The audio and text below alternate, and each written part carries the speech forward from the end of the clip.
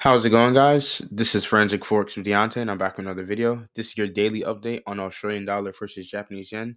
As you can see, Monday's candle just finished closing off not too long ago. It's now currently 5:27 p.m. here in New York. You can see the new daily candle just opened. You got 23 hours till it closes. But all in all, you can see price is still giving us an up close candle, still targeting buy side liquidity. There's not much to talk about today. We can see that it's going higher. So if you're in any swing position or any position trades here, I would still look to hold. And definitely, if you're in profit right now, holding longs, right, for all the yen crosses, take partials, pay yourself. Do not get over greedy with what the market is providing you. Yes, it feels good to get right and have the market on your side. However, there are going to be times where you will endure pullbacks, right? So if your entry isn't the best, and you are really close to where price is right now, you want to pay yourself if you made profit today, right? Any longs that you took today during London or New York, pay yourself. I still expect price to reach up and take out buy side liquidity, drawing for either this swing high here and then potentially the ultimate goal is the 60-day look back high here. Now, people may ask if price gets here, let's say it gets here before the end of the month, right? Whether that happens in the end of this week or next week, it gets up to that 60-day high. People think that I just stopped trading the pair. That's not true necessarily. There's two stances I would take here. If I've already made great enough, profit, or have compounded my account this month and I am satisfied with that, then I can take a break and slow down on trading going into like the last couple weeks into trading. Or if I'm not satisfied and I'm still looking for opportunities for price to go higher, I can seek price to continue to go in one direction. However, that can be detrimental because price is now in a premium. So if the market makers were to decide at any point in time for a hard retracement to come into play or potentially a reversal to come into play, then I would be at fault at that as well. But we had taken advantage of this trend here, looking at all the yen crosses going higher. We do have news coming out shortly. So we got the RBA, the Reserve Bank of Australia. So we got a meeting there, and then we got balance of trade for Japan. So there's some news events that could either push this price action higher or potentially get traders to go short and chase price and then come back going long. So many things can play out here. We also have a fair value gap here. So let's just not act as if we don't see this here. So we got that there. Let's zoom in a bit. And we can see the only fair value gap that wasn't traded back into or rebalanced or filled in was this one here. This one created the higher swing low inside of it, which is where we took that educated guess. And it even happened after a down close day. Ideal day going into a Wednesday. So that was a really powerful day to trade. Mondays, I don't like to trade in particularly because it's the start of the week. Normally, in my ideology and my methodology, retail traders start the week and commercial speculators, top of the food chain, they come in and finish everything off.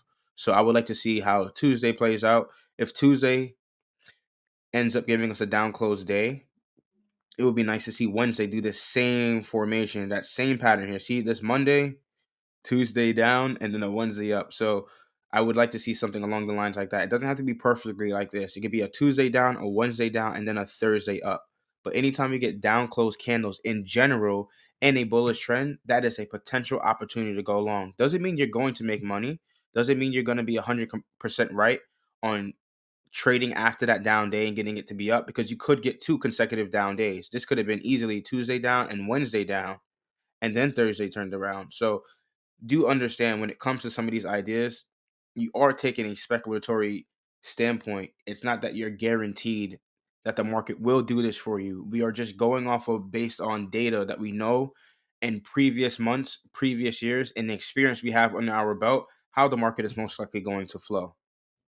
We can look at other yen crosses as well. So if we were to go, I believe, down, we got UJ here, still trading inside this fair value gap here. So we got a down close day on a Monday. It's nice. So going into a Tuesday, right? It's not Tuesday yet. It's still Monday here in New York. It's 5:31 p.m. here in New York right now. But the Tuesday candle has already started forming. This day here, I would suspect price to go most likely long and take out what? Buy side liquidity here.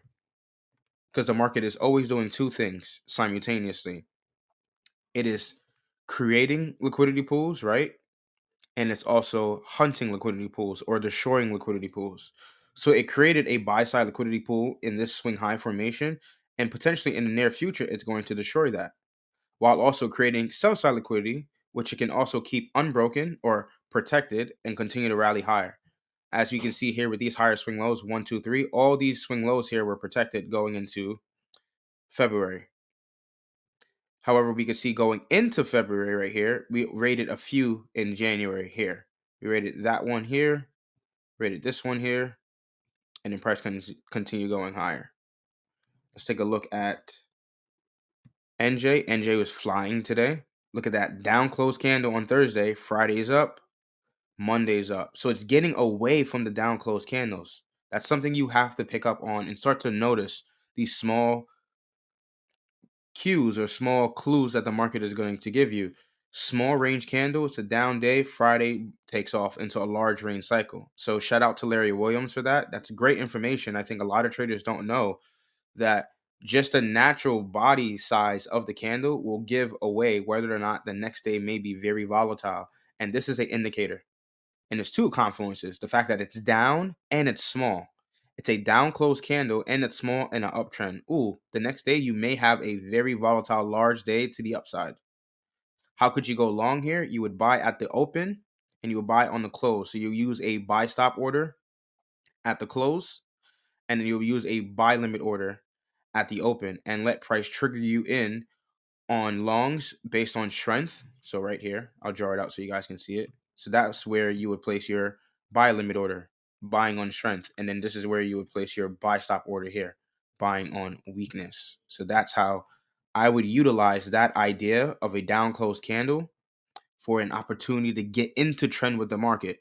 If not, if I have time, right? This is more of a lazy trader's approach. If you don't have time and you're busy, you have kids, you have a spouse, you have other things that take up your time, this is a quick, low cookie cutter approach.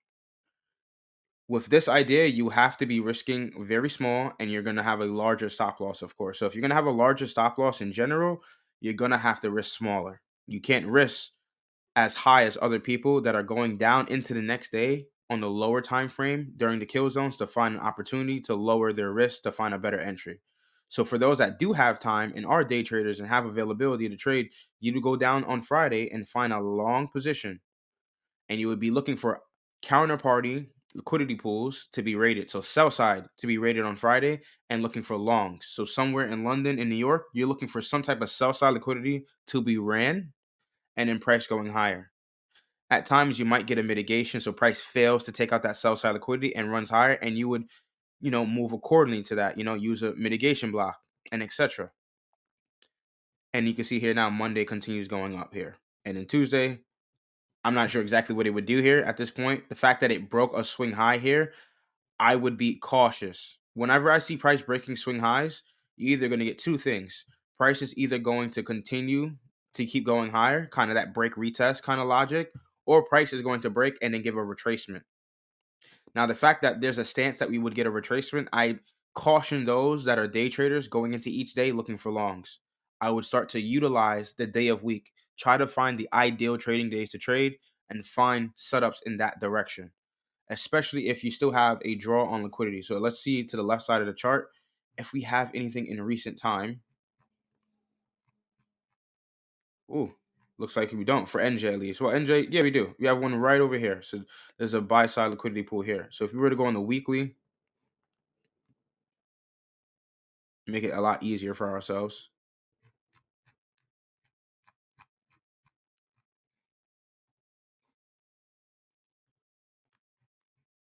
Right around here.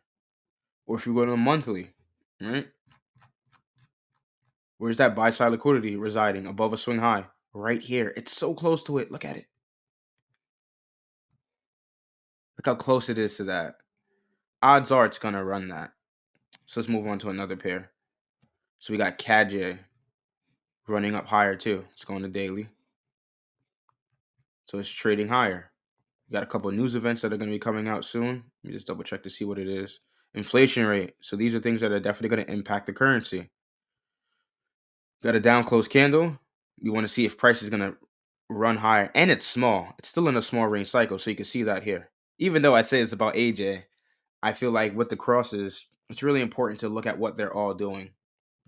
We got EJ, right? Friday was up, Monday today was down, small range. So maybe Tuesday, ideal trading day, even with this news event, we could probably see a push higher. GJ, same thing. So you can see they're most likely all doing the same thing. Some might be a little different. Swiss J is the only one that's a little off compared to all the yen crosses. It's still technically range bound. Still hasn't found its footing to start trending yet. So sooner or later it will. And I'm not going to try and force anything on that. So I wouldn't want to stick to looking at this pair per se. But back to the yen crosses, more specifically, we're going to talk about the yen futures.